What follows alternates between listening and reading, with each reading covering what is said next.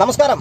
ബാലചന്ദ്ര മേനോൻ കഥ, തിരക്കഥ, സംഗീതം, സംഭാഷണം, സംവിധാനം, അപ്പോൾ അങ്ങനെയുള്ള എല്ലാ മേഖലയിലും അദ്ദേഹത്തിൻ്റെ കഴിവ് തെളിയിച്ചിട്ടുള്ളൊരു വ്യക്തിയാണ്.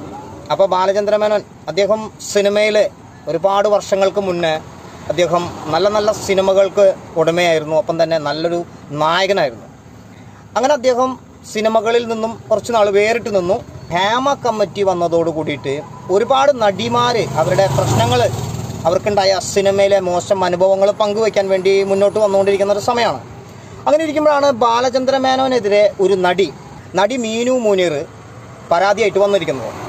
അപ്പോൾ തന്നോട് മോശമായ രീതിയിൽ അദ്ദേഹം പെരുമാറി, തൻ്റെ ദേഹത്ത് അങ്ങനെ ഒരുപാട് ചെയ്തു. അങ്ങനെ വൃത്തികെട്ട രീതിയിൽ ഒരുപാട് പരാതികളായിട്ടാണ് ഇപ്പോൾ നടി വന്നിരിക്കുന്നത്.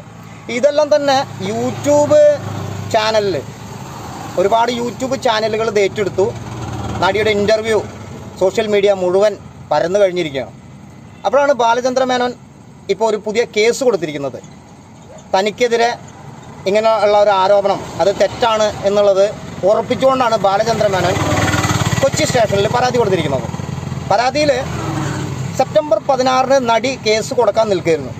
അപ്പോൾ ഒരു 15-ാം തീയതി ബാലചന്ദ്ര മേനോനെ നടിയുടെ വക്കീൽ വിളിച്ചിട്ട് ബ്ലാക്ക്മെയിൽ ചെയ്തു. അപ്പോൾ അതൊക്കെ കൂടി ചേർത്തിട്ടാണ് ബാലചന്ദ്ര മേനോൻ പുതിയ യൂട്യൂബേഴ്സിനും അങ്ങനെ എല്ലാവർക്കും കൂടിയിട്ടുള്ള പരാതി കൊടുത്തിരിക്കുന്നത്. എൻ്റെ പൊന്നു സുഹൃത്തെ, പ്രേക്ഷകരോടും കൂടി എനിക്ക് പറയാനുള്ളത്, മരുന്ന് നിറച്ചവരും പൊട്ടിച്ചവർക്കും അല്ലേ ശരിക്കും പ്രശ്നം വരുന്നത്. വെടിയൊച്ച കേട്ടവനാണ് ഇപ്പോൾ ഇത് പ്രശ്നം വരുന്നത് എന്നുള്ള നിലയ്ക്കാണ്. ഒരുപാട് പേര് ഈ ഒരു സബ്ജക്റ്റ് യൂട്യൂബിൽ ഇട്ടുണ്ടെങ്കിൽ ആ ഒരു നടി പറഞ്ഞതുകൊണ്ടല്ലേ യൂട്യൂബേഴ്സിൽ ആ നടി പറഞ്ഞതുകൊണ്ടല്ലേ യൂട്യൂബിൽ ഇതൊരു വീഡിയോ ആയിട്ട് ചെയ്യാൻ കഴിഞ്ഞത്. അപ്പോൾ ആ നടിക്കെതിരെയാണ് യഥാർത്ഥമായിട്ടുള്ള പരാതി മിസ്റ്റർ ബാലചന്ദ്ര മേനോൻ കൊടുക്കേണ്ടത് എന്നുള്ളതാണ് നമ്മുടെ ഒരു ഉദ്ദേശം, നമ്മുടെ ഒരു അഭിപ്രായം.